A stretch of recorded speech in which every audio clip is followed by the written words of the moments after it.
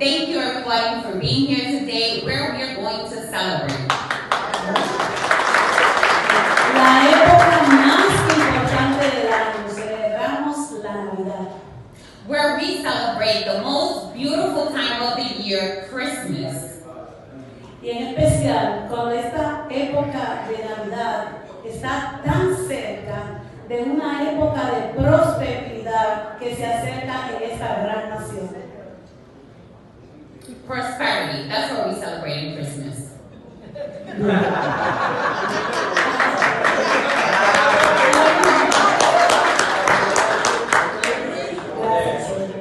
Entonces, nosotros en esta primera parte del acto vamos a estar un poquito de pie.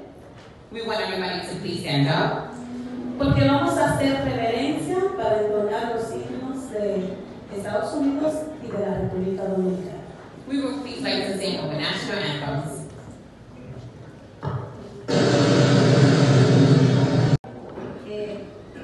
Al presidente de este club, para ello, Daniela Cher, le va a hacer la presentación. And we would like to welcome and pause the president of this club. And he is a man that doesn't know what fear is. He is a man that knows what guts is. He is a man that is not afraid to speak. He is a man that loves his community. And he is a man that decided to create this club. He is the man that invited me to form part of this club. He called me and said, "Hey Sherry, I want you to form a club. I want you to form part of what it is to be the Dominican American Club." And I said, "What are you talking about? Are you serious?" And I said, "Well, you know what? If you're part of it, I am in it." And I want everybody to give a round of applause to Sammy Ravel. Oh my God, thank you. Aren't they wonderful? Guys, Jenny and Sherry, guys, give them a round of applause. Thank you, Jenny. Thank you, Sherry. Guys, for me, it's a pleasure to be here. I thank everybody that's here today. Guys, as you know, we are in the crosshairs of our community because we are the patriots that actually decided to say, yes, we're leaving the Democratic Party, don't like what you have to offer, and we are gonna start giving choices to our community. I'm not looking at our community as being divisive, like some people are trying to blame us. I'm looking at our community, sorry. I'm looking at our community as being, giving choices to our people. As you know, guys, the Democrats have policies that we have to question. So, before I begin, just got a few things that I want to get out of the way. Vamos a hacer unos momentos de silencio para reflexionar y unirnos como comunidad. Now, we want to take a moment of silence, please. Vemos que no se mueve ni la hoja de un árbol si no es voluntad de Dios. Now, to give continuation to this event, we do not do anything before putting everything in the hands of God. And in order for that, we would like to invite Christina Juez to please come forward.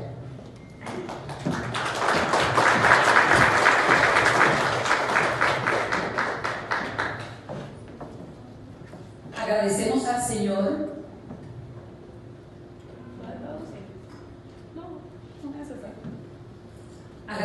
al Señor este momento tan especial. Sabemos que contamos con su presencia porque todos los que estamos aquí creemos en el Señor. Gracias, Padre, en esta noche maravillosa que tú has hecho. Te pido, Señor, que tú bendigas este momento y a cada uno de los que se encuentra aquí.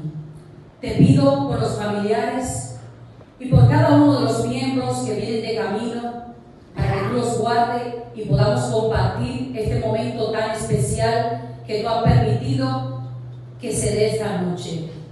Gracias te damos por el club, por permitirnos formarnos, y sabemos que con la ayuda tuya podremos transformar nuestra comunidad.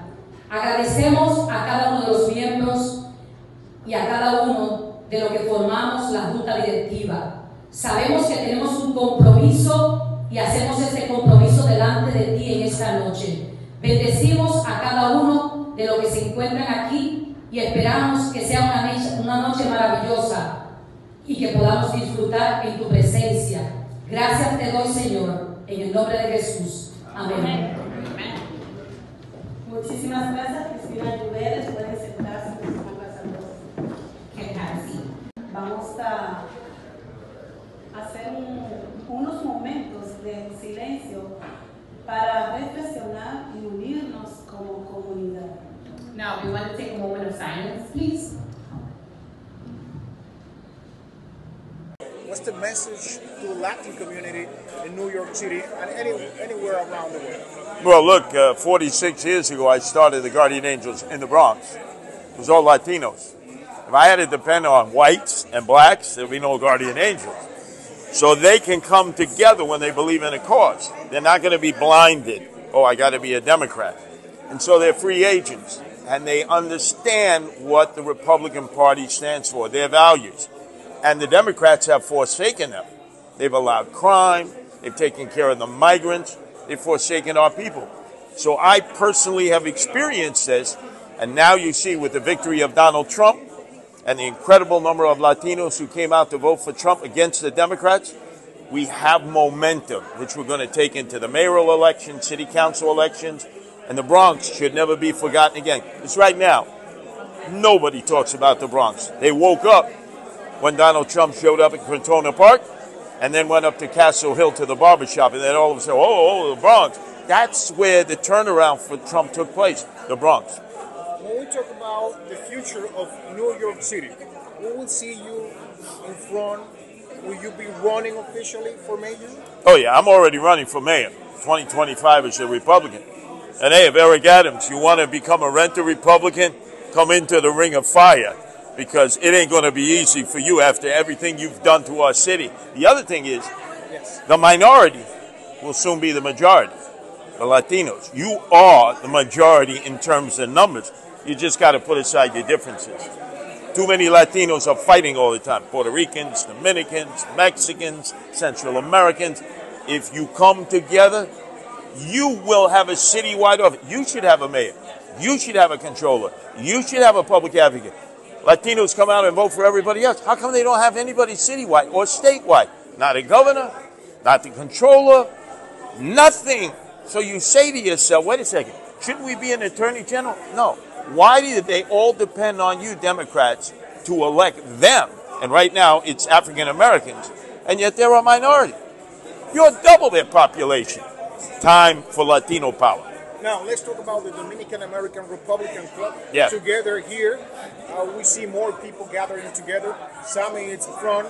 We have the Director of Communication. What message you have for those Latinos, for those Dominicans? They talk about almost 1 million in the whole state of New York. Well, I have a Guardian Angel headquarters in Washington Heights, so I see it every day, the power of the Dominican people. They're entrepreneurs. They're into business. They're always thinking, I don't want anything from government. I want to do for self. They believe in religion. They believe in family. They believe in law and order. Now, a lot of people, right, there's a stereotype. You know it exists. I don't have to tell you. You go into police headquarters and all, they're drug dealers, they're no good, they're gangbangers, they're trinitarios. So, well, you obviously haven't been in Washington Heights, you haven't been in Inwood, and you haven't been into the Bronx. That stereotype is harmful, like it was for Italians years ago when they moved up the ranks and everybody, that's mafia, organized crime. That's what Dominicans must break through in order to explain to everybody they're just like all other Republicans. Because I've been with white Republicans. They don't trust Dominicans. I'm telling you as a white man, I know what they say. But you've earned the right to be heard, you voted, and now you're a power to be reckoned with. Finally, when we talk about expectation for the next 4 years in the United States of America with Donald J. Trump running the country and his cabinet, it's all set. I think what you're going to see is the change that he promised because he learned from the first 4 years. You know, you learn. And now when you're given an opportunity to come back, you're not going to make those same mistakes. And he is going to reward those people who were with them. He looks at the analytics. He's, look at the surge of Latino votes. We're going to take care of these people. We're going to allow them to take care of themselves and be players in the Republican Party, not just voters. The job that you've been doing in the last few years? Yeah, sure. So currently I own my own law practice, do commercial litigation. I represent a lot of businesses on the plaintiff side, for example. In the past, I've also done some asylum work for people that were Christians or Catholics that were persecuted because of religion, mainly in China, some parts of Africa. But mainly I just really represent clients, obviously, who in many ways have loaned money, been taken advantage of, a lot of recovery of assets and money in judgments mainly. And then also prior to that, I was actually in the mortgage industry, and I had a large operation that I managed. So I have a lot of managerial experience, and then also not just the political experience, a lot of it's life experience, right? Where you've been involved with certain communities, whether when you were in school or sports or whatnot, and you grow an understanding of people and their community. I think a lot of times politicians, their problem is they've never been around people, and what they don't understand is people might speak different languages or might come from different backgrounds or might have different religions, but they really only want the same things. Better life for their children than they had, economic opportunity, and educational opportunities for their children. And I think a lot of that is life experience also, to where you understand you don't go to talk to every community different. You understand there's differences in communities, but you also treat people with respect and dignity, to like that they're not something different or special. You just treat everybody with the same respect and talk to everybody the same, because everybody wants the same. And I think that's also important when you're dealing with people. Finally, the next 4 years in the United States, we will have Donald Trump January the 20th. Your expectation for this community and for the Dominican Republican Club? I think that what's unique is probably the area that Donald Trump has grown the most from 2016 to 2020 was the South Bronx, and then from 20 to 24, a lot of that has been in the Dominican community. I've been in parades where I hear El Jefe and I see the red hats, and it's something that's grown, right? In the beginning, it wasn't really something where people embraced him, and I think not just Dominicans, but Hispanics in general see something in him. And what the positions he's fighting for. So I think that there'll be a lot of economic growth in the community, but I also want to emphasize politics is local. It's also important to have good people elected to the city council, good people elected to the state legislature, because these are the seats where most of the bad policy starts from right now and then works its way up. And it's also the seats where the most influence in the local community happens. You know, everyone talks about their member of Congress, but it's really your city council member or your state senator that actually affects your daily life the most. So I don't like to just focus on Trump or the presidency. I think we also have to focus on these local races where that's like the most change is going to really be affected in people's lives. It was 46% that you got the last election? Yeah, 46 after all. Yeah, very close. A lot of people didn't believe it was doable. I saw something in her. I think she's very vulnerable. I think she's a bully, so when you push back on a bully, they typically don't respond well. And I also think I've been committed to building coalitions with Latinos, Asian Americans, Guyanese, Albanians, Russian, Ukrainian, different communities that share a lot of the same values and principles. And if we can keep building coalitions and then also reaching out to a lot of women who our party could improve with, I think that allows us to be able to do things. But it's not just the Republican Party. I'd also be remiss if I didn't say, and Pat McManus is standing by me, one of the earliest people that ever backed me is the Bronx Conservative Party chairman. The Conservative Party in the Bronx has had enormous growth. They're outpacing probably any other county in the state. So it's not just a Republican growth in this borough, it's also Conservative Party growth, where it's unique that both of the parties that we rely on are growing at the same time, as the Democrats are significantly decreasing. So it shows that people have an appetite for change, whether it's the Republican Party or the Conservative Party, and I think that's something positive, because if people know they have to fight for your vote instead of that you're just going to go in and vote down the line for one person, it's going to make them work harder to do the right job. Yes, absolutely. Sammy and I met back in 2020, and we were discussing what was going on in the city and the Hispanic community. They are realizing that the Democratic Party does not represent their values, and they've been taken for granted by the Democratic Party. And I think it's coming to a point that they're realizing it, and they're stepping up now. They're registering both Republican and Conservative. I get many of my newly registered Conservative voters here in the Bronx are from the Hispanic community, and it's because we share core values. We heard when you were on the stage that you talk about the new numbers, how they changing, how they turning from blue to red. Can you tell us about it? Absolutely. In the Bronx, according to the numbers I just received, as of November 1st, in the past year, in the Bronx, the Democratic Party lost 20,000 registered voters.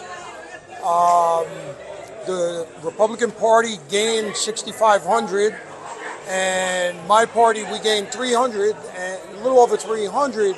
But the stunning thing there, it's about 15% of our total registered number.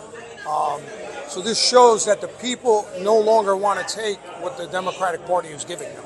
What will you see in the next 4 years for the United States of America with Donald Trump in power after January 20th? Well, Donald Trump is definitely a step in the right direction. But as I tell everybody, your politics are local. We need to make the change. Donald Trump, as I said during his campaign, if you elect Donald Trump and you don't give him a Congress and you don't give him a senator and you don't give him the support in the cities, it's like hiring the best head coach in the world and then not giving him a team to put on the field. He cannot bring you home a championship unless we give him a team here in New York City. What can they do to get those players here? They need to come out next November and vote a city council in that has common sense, that shares the values of the average New York City resident. And that will give us a team to change this city. Do you have the formula how to get that done? We're doing it right now. We're out here, all of us here are reaching out to diverse communities. We're reaching out, and this is the formula. Get people to register, Republican, Conservative, register, and get out to vote. Thank you, sir. Bueno, para nosotros es un gran honor que la concejal Christy Marmorado se una a nosotros. Es por primera vez en la historia que tenemos una republicana que viene y nos asiste o nos acompaña a la comunidad dominicana. Esto es nuevo. Nosotros estamos orgullosos de apoyarla a ella porque ella representa nuestros valores, los valores republicanos, los valores conservadores. Nosotros creemos en un hombre y una mujer. La concejal va a defender esos valores en el consejo y estamos muy orgullosos y le agradecemos que ella se haya aparecido aquí. Ustedes están trabajando, se han barajado nombres para estar en la administración, como es el caso del reverendo Rubén Díaz. ¿Va o no va para la República Dominicana? Bueno, nosotros apoyamos todo lo que el reverendo Díaz y lo esperamos el día de hoy. En cuanto a lo que va a pasar con el gobierno, no sabemos, pero yo sí quiero hacerle un llamado a todos. Ahora mismo nosotros no terminamos. La victoria de Trump es el comienzo. Es el comienzo porque tenemos que reelegir a Christy Marmorado al Congreso, la única republicana en el Bronx que es electa. Nosotros tenemos que reelegir y tenemos que buscar más candidatos, más personas que tengan los mismos valores de nosotros. Y esto ahora es que empieza. El alcalde viene el próximo año y después del otro año viene la gobernadora, que nosotros queremos también esa posición. Vamos, como decimos nosotros popularmente, vamos por más. Van por más. ¿Qué significa eso cuando van por más? Específicamente la comunidad latina e hispana en la ciudad de Nueva York, en este caso. Bueno, vuelvo y digo, los dominicanos somos la comunidad que más rápido está creciendo aquí en el estado de Nueva York. Sí, porque, noto alegre porque la comunidad dominicana votó por Trump más que otra comunidad y aquí en el Bronx se vio el porcentaje más alto. Lo tenemos que replicar votando por Christy Marmorato, así que todo el mundo sabe. Nosotros que tenemos ahora en el 2025 tener que seguir con este movimiento conservador. Muchas gracias, Sammy. Muchas felicidades. Gracias. Listen, I'm honored to be here today. I love to see that we are starting to have more Republicans here in the Bronx. We share the same values. We are very conservative, hardworking. We are the party of the working class, and it's great to see that everybody realizes it, and we welcome everyone, right? Yes, yes, yes. Do we know anything that you might be working together for the future election, either as a council area, the district of New York, including the state, and even the Congress? Well, right now we're currently working on a lot of stuff. I'm solely focused on my district and bringing the services to the community that they didn't realize that they had. And it's an honor to be able to do that, to make sure that we bring our neighborhoods, bring the public safety to our neighborhoods, bring it up to speed and where they have to be. And yeah, we have a couple of things in the works. What will happen after the victory? January 20 is around the corner. Oh, yes. So, expectations. We heard a name of someone that might be occupied in offices. What will you have to do? What will you have to say to the community? Listen, just be open to it. You know, when I went to the rally in Madison Square Garden, the people that were speaking there for Trump were really reaching out to us as New Yorkers, as working class, as hardworking people. They realize that our economy is bad, public safety is a huge issue, and they're here to support us. Thank you for the